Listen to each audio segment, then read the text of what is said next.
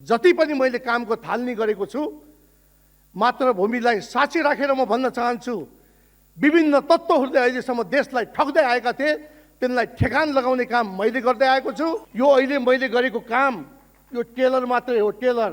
अब तपाईहरू एक साताभित्र पुरा फिल्म पर्दामा देख्ने गरी म काम गर्दैछु। 5 महिना मेरो कार्यकाल पुरा हुँदैछ। बतासदेखि लिएर ठुला 5 तारेसम्मले अहिलेसम्म राज्यको कर तिरेको छैन।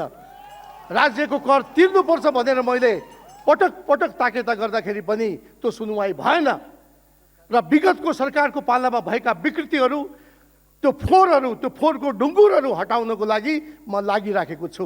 र यस्तै काम गर्दै जाँदा मेरा पछाडि के तत्त्वहरू विगतदेखि मेरा पछाडि लागे।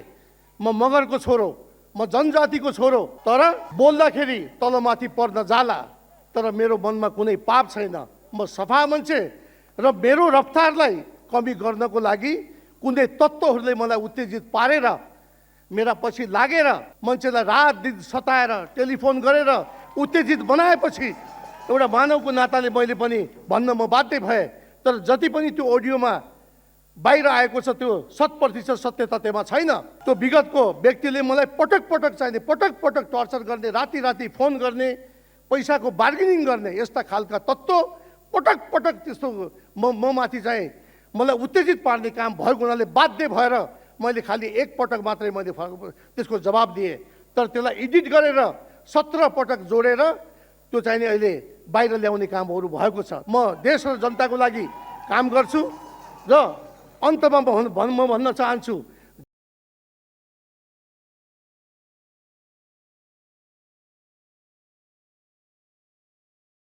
देशमा बोलिने सबै खाले भाषाहरूलाई नेपाली, अङ्ग्रेजी र अन्य भाषामा रूपान्तरण गर्न सकिन्छ।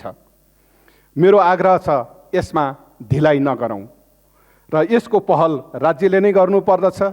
यसबाट भाषाको संरक्षण हुनुको साथै अन्य भाषिक समुदायहरूसँग संवादमा पनि सहजता आउँदछ र नेपालमा आउने पर्यटकहरूलाई पनि संवादका लागि सहज हुन जानेछ। स्थानीय तहको निर्वाचनमा राष्ट्रिय सहमति नै देखिन्छ। निर्धारित मितिमा निर्वाचन सम्पन्न हुने र सबै स्थानीय तहले नयाँ निर्वाचित जनप्रतिनिधि पाउनेमा म विश्वस्त छु। राष्ट्रिय सहमति नहुँदा यसले राजनैतिक द्वन्द्व पैदा हुन सक्ने खतरा हुन्छ र यसले देशलाई राम्रो गर्दैन। यसमा हामीले विगतबाट पाठहरू पनि सिक्न सक्नुपर्दछ। म यसतर्फ सबै पक्षको गम्भीर ध्यानाकर्षण गराउन चाहन्छु।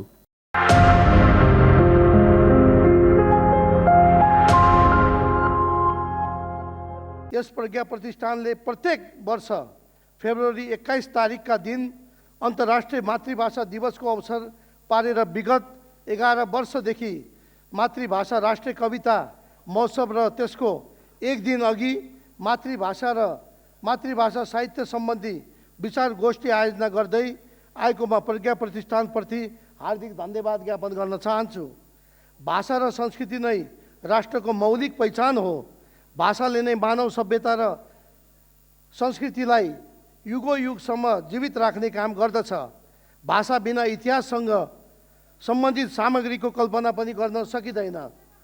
प्रत्येक भाषाले तत्त समुदायका इतिहास, कला, साहित्य, संस्कृति, रीति, स्थिति, चालचलन र परम्परालाई पुस्तान्तरण र हस्तान्तरण गर्नेमा महत्त्वपूर्ण भूमिका खेलेको हुन्छन्। प्रत्येक मान्छेले बाल्यकालमा आफ्नै आमा वा आमा जस्तै माया गर्ने मान्छेको काखमा जुन भाषा सिक्दछ त्यो नै उसको मातृभाषा हो। साङ्केतिक भाषाको प्रयोग गर्नेहरूका हकमा त्यही भाषा नै मातृभाषा हो। मातृभाषा प्रत्येकलाई प्यारो लाग्नु स्वाभाविक हो। यही मर्मलाई आत्मसात गरेर नै आजको दिन अर्थात् फेब्रुअरी 21 तारिकका दिनलाई युनेस्कोले अन्तर्राष्ट्रिय मातृभाषाका दिवसका रूपमा बनाउन थालेको भन्ने मलाई लाग्दछ। संसारमा लोपोन्मुख र सङ्कटपूर्ण अवस्थामा रहेको भाषाहरूको संरक्षणका लागि नै सम्बद्ध मातृभाषी समुदायमा उत्प्रेरणा जगाउने उद्देश्यले यस दिवसलाई मनाउन थालिएको हो। नेपाल जस्तो बहुजातीय, बहुसांस्कृतिक र बहुभाषिक मुलुकमा अन्तर्राष्ट्रिय मातृभाषा दिवसको महत्त्व अझै बढी रहेको मलाई लाग्छ। मातृभाषामा पठन पाठनका साहित्य सिर्जना, लेखन र निरन्तरको बोलचालले नै ती भाषालाई जोगाउन सक्दछन्। आज आयोजित मातृभाषा राष्ट्रिय कविता महोत्सव जस्ता कार्यक्रमहरूबाट मातृभाषामा साहित्य सिर्जना गर्न सम्बद्ध भाषाका स्रष्टाहरूमा थप प्रेरणा मिल्ने विश्वास मैले गरेको छु। म आफै पनि मगर मातृभाषी समुदायबाट प्रतिनिधित्व गर्ने व्यक्ति भएकोले मातृभाषाको महत्त्व कति उच्च छ भन्ने बोध मलाई छ। यस्तो महत्त्वपूर्ण कार्यक्रम प्रत्येक वर्ष आयोजना गर्दै आएको नेपाल प्रज्ञा प्रतिष्ठानलाई फेरि पनि हार्दिक धन्यवाद दिन चाहन्छु। प्रज्ञा प्रतिष्ठानले अगाडि सार्ने अध्ययन, अनुसन्धान, प्रकाशन लगायत प्राज्ञिक कार्यक्रमहरूलाई सम्पन्न गर्न आवश्यक पर्ने आर्थिक, भौतिक जुनसुकै किसिमको सहयोग पनि नेपाल सरकार र संस्कृति, पर्यटन तथा नागरिक उड्डयन मन्त्रालयबाट सधैँ उपलब्ध गराइरहने पनि विश्वास दिलाउन चाहन्छु। साथै यस कार्यक्रमको पूर्ण सफलताको शुभकामना व्यक्त गर्दछु र साथै संस्कृति, पर्यटन तथा नागरिक उड्डयन मन्त्रालय मैले सम्हालिसकेपछि विगतमा भएका थुप्रै विकृति, विसङ्गति हेर्दै जाँदाखेरि धेरै फोहोरको डङ्गुरहरू त्यहाँ थियो र मैले देश र जनताप्रति उत्तरदायी हुने गरी जनताको शिर निउरिने गरी मैले कहिल्यै काम गरेको छैन। यहाँहरूलाई थाहा छ, 5 महिना मेरो कार्यकाल पुरा हुँदैछ। बतासदेखि लिएर ठुला 5 तारेसम्मले अहिलेसम्म राज्यको कर तिरेको छैन। राज्यको कर तिर्नुपर्छ भनेर मैले पटक पटक ताकेता गर्दाखेरि पनि त्यो सुनवाई भएन र विगतको सरकारको पालामा भएका विकृतिहरू, त्यो फोहोरको डुङ्गुरहरू हटाउनको लागि म लागिराखेको छु। र यस्तै काम गर्दै जाँदा मेरा पछाडि के तत्त्वहरू विगतदेखि मेरा पछाडि लागे। म मगरको छोरो, म जनजातिको छोरो, तर बोल्दाखेरि तलमाथि पर्न जाला, तर मेरो मनमा कुनै पाप छैन। म सफा मान्छे र मेरो रफ्तारलाई कमी गर्नको लागि कुनै तत्त्वहरूले मलाई उत्तेजित पारेर मेरा पछि लागेर, म पनि एउटा मानव हो। मानवताको नाताले कतिपय ठाउँमा गल्ती हुनसक्छ, कमी कमजोरी हुनसक्छ।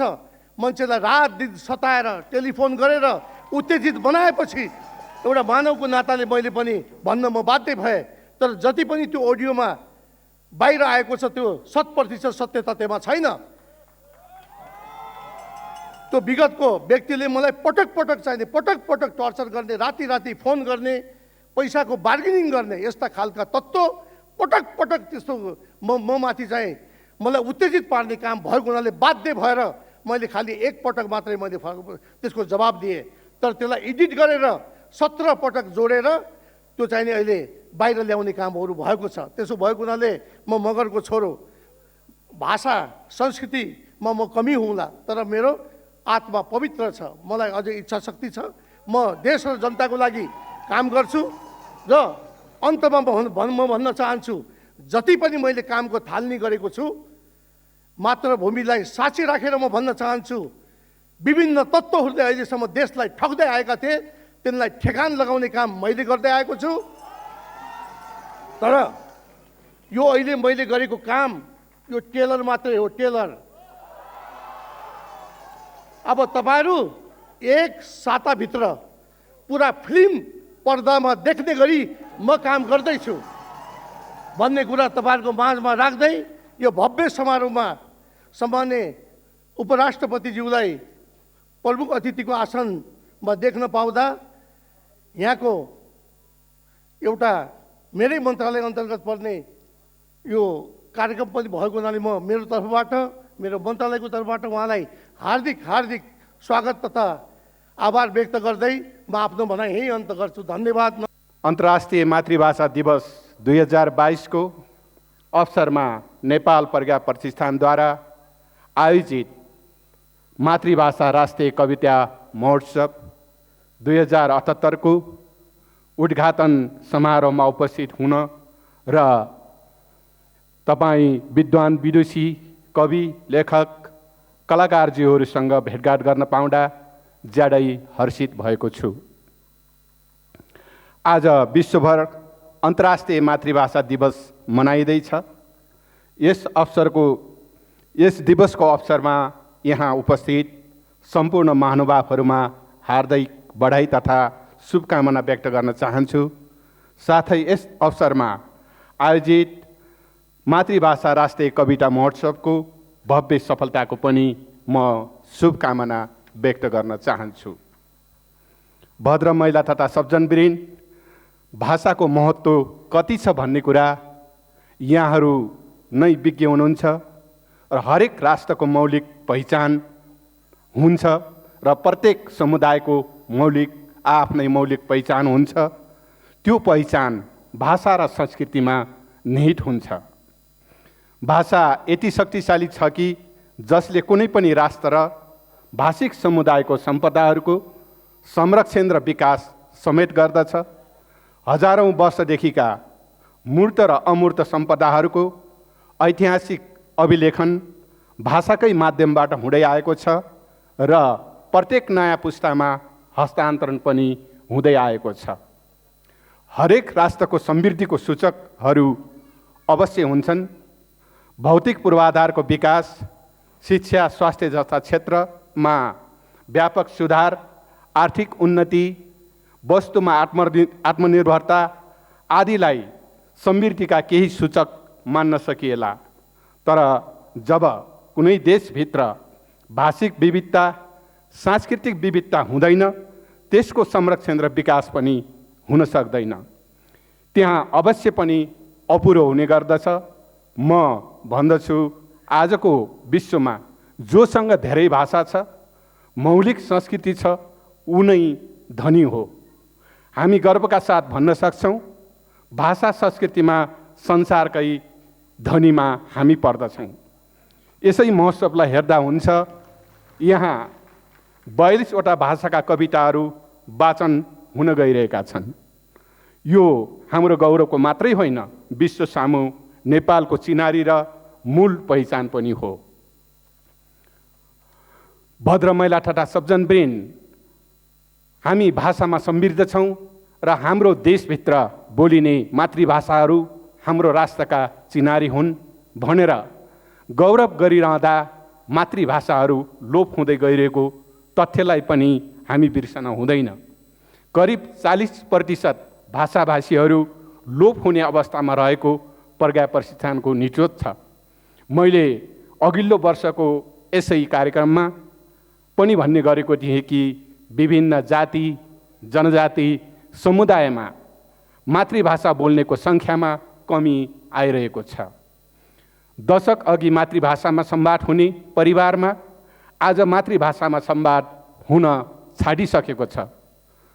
अभिभावकले मातृभाषामा मात्रै नभई नेपाली भाषामा पनि बालबालिकाहरूसँग संवाद गर्न छाडेर अङ्ग्रेजी भाषालाई माध्यम भाषा बनाउन थालेका छन्। एउटा जबरजस्त भाष्य के निर्माण हुँदै गइरहेको छ भने अङ्ग्रेजी भाषामा बोल्दा र पढ्दा मात्रै बालबालिकाहरूको शिक्षा राम्रो हुन्छ, ज्ञान प्राप्त हुन्छ भन्ने लाग्ने गरेको छ। यी तमाम कार्यले अन्ततः हाम्रो मातृभाषा लोप हुनेछ र कुनै दिन नेपाली भाषामै सङ्कट उत्पन्न हुनेछ। जब हाम्रो मातृभाषा लोप हुन्छ, हाम्रो संस्कृतिको मूल भाषा लोप हुन्छ, हाम्रो मौलिक संस्कृति लोप हुन्छ, हाम्रो पहिचान नै सङ्कटमा पर्ने निश्चित छ।